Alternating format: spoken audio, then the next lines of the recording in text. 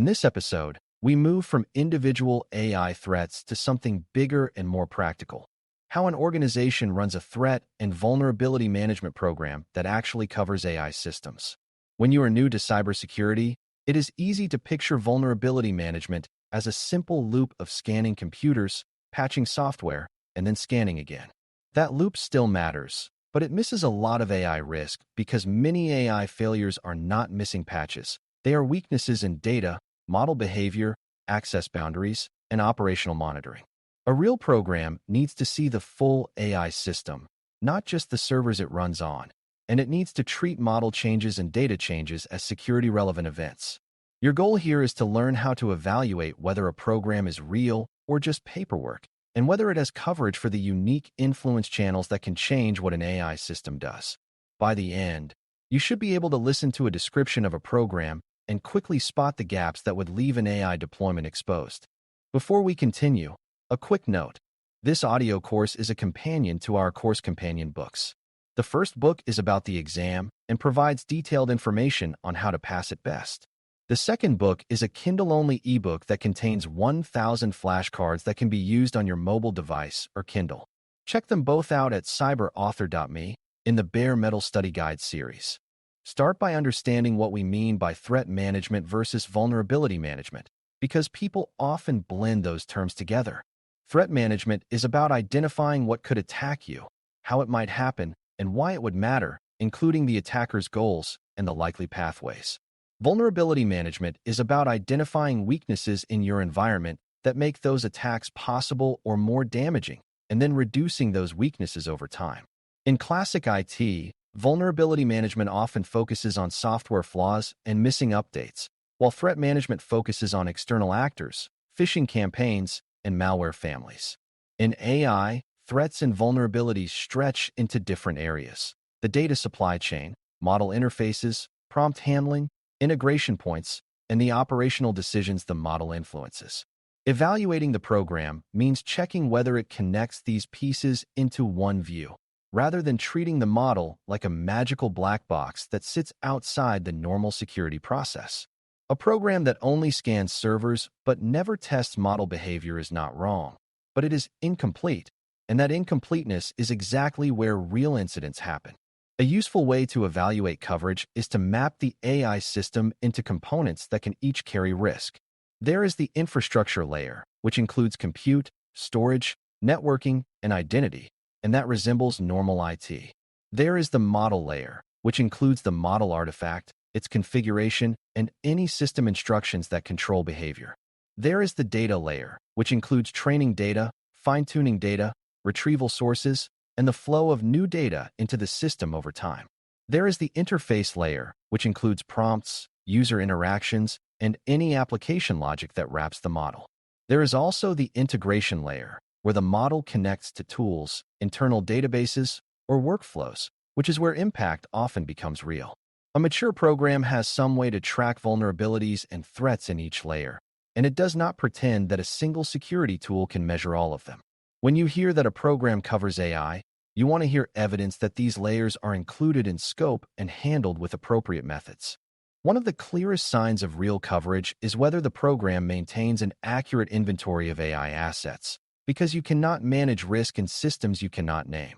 Inventory in AI should not just be a list of servers. It should include which models are in use, where they came from, what version they are, what they are connected to, and what data sources they rely on. It should also include where the model runs, such as internal hosting or third-party service, because that changes what the organization can control and observe. For beginner thinking, imagine inventory as a map of where influence could happen. Where can inputs enter? Where can data be changed? Where can a configuration be altered? And where can outputs cause harm?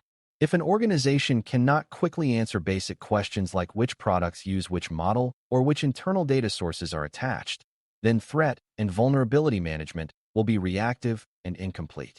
A strong evaluation checks that the inventory is updated when models change, data sources change, or integrations change, not only during annual reviews.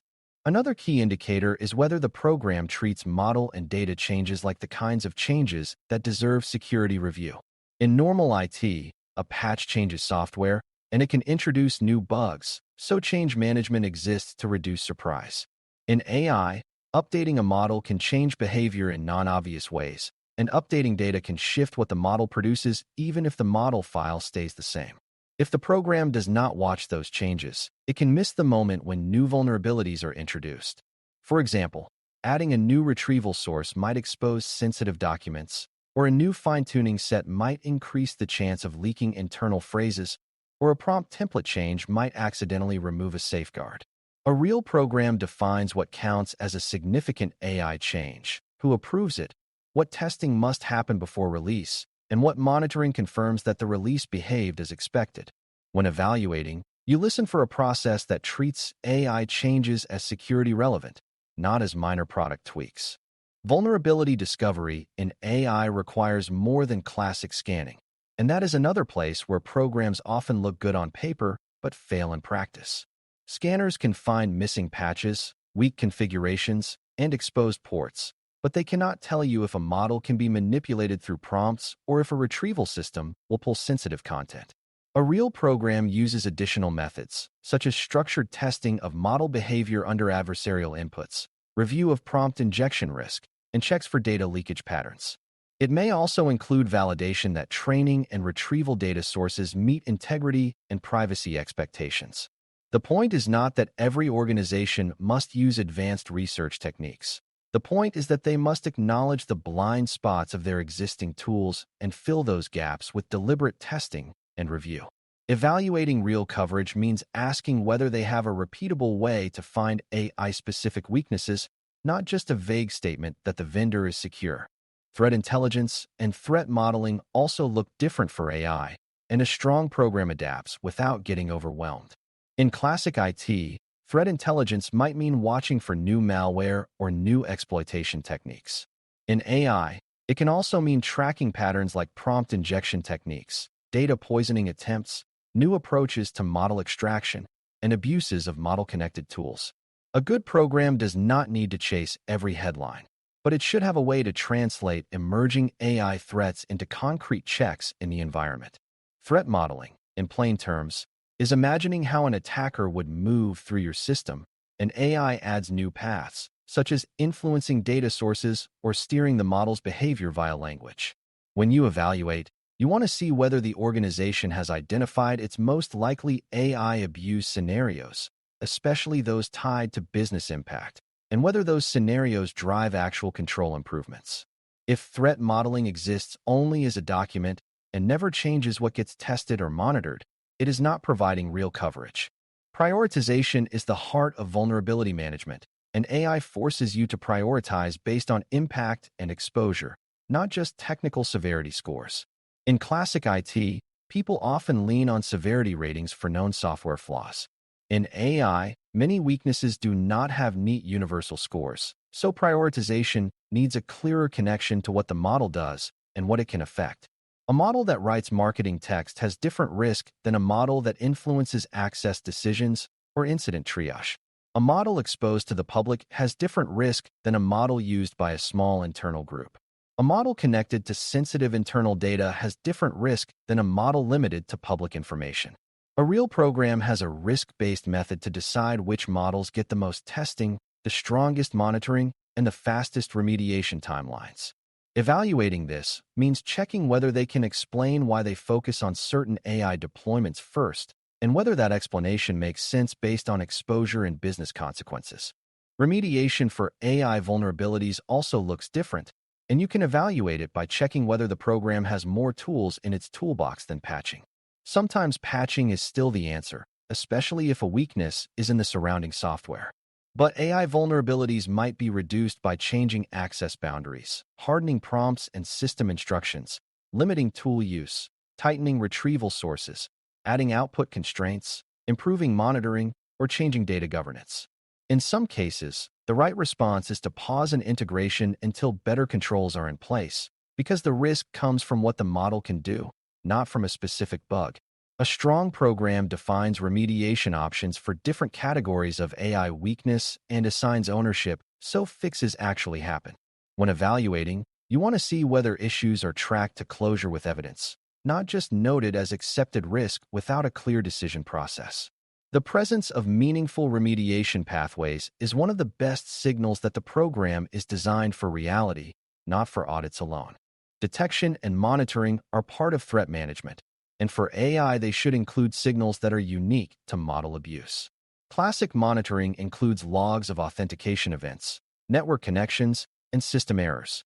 AI monitoring should also include patterns like unusual prompt activity, repeated attempts with small variations, spikes in tool calls, unexpected retrieval from sensitive sources, or sudden shifts in output categories.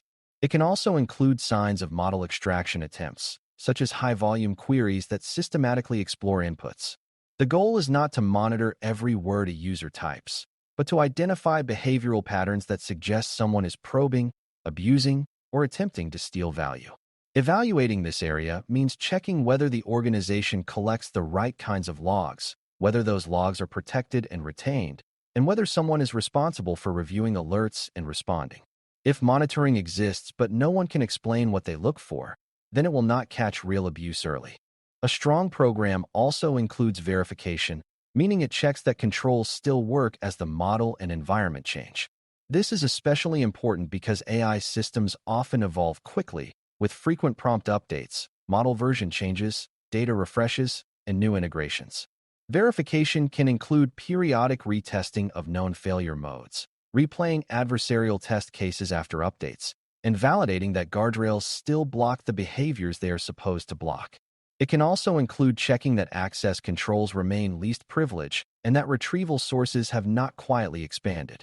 For beginners, it helps to think of verification as a habit of not trusting yesterday's success. Even if a system passed tests last month, a small change in a prompt template or a new data connector could reintroduce a vulnerability. When evaluating, you want to hear that verification is built into the life cycle, not treated as a one-time event at launch. Governance and accountability make the difference between a program that exists and a program that works, and AI makes this even more important because responsibilities can be unclear. In many organizations, a model might be built by a data science team, deployed by an engineering team, and monitored by a security team, while the business unit owns the outcomes. If there is no clear handoff and no clear owner for risk decisions, vulnerabilities will linger and threats will go unaddressed. A real program defines who owns the model inventory, who approves changes, who runs testing, who responds to alerts, and who accepts residual risk when something cannot be fully fixed. It also defines how the program integrates with normal IT vulnerability management so that AI is not treated as a special exception. Evaluating this means listening for clarity, not job titles, and looking for evidence that people know their responsibilities and have the authority to act when risk is identified. As you conclude this lesson, the main idea to keep is that real coverage for AI threat and vulnerability management means seeing the whole system, not just the computers. A program that covers only infrastructure will miss prompt abuse, data influence, model behavior weaknesses, and the ways integrations turn small mistakes into big impacts. A program that covers only model testing but ignores identity, logging, and change management will also fail, because attackers often use normal access paths and operational gaps. The best evaluations focus on evidence, an AI asset inventory that stays current, change processes that treat model and data updates as security events, discovery methods that go beyond scanning, monitoring that looks for abuse patterns, and remediation that includes practical options beyond patching. When you can check for those elements and explain why they matter, you are evaluating for real-world protection rather than checking boxes, which is exactly what a modern AI audit-minded security approach requires. Thanks for listening.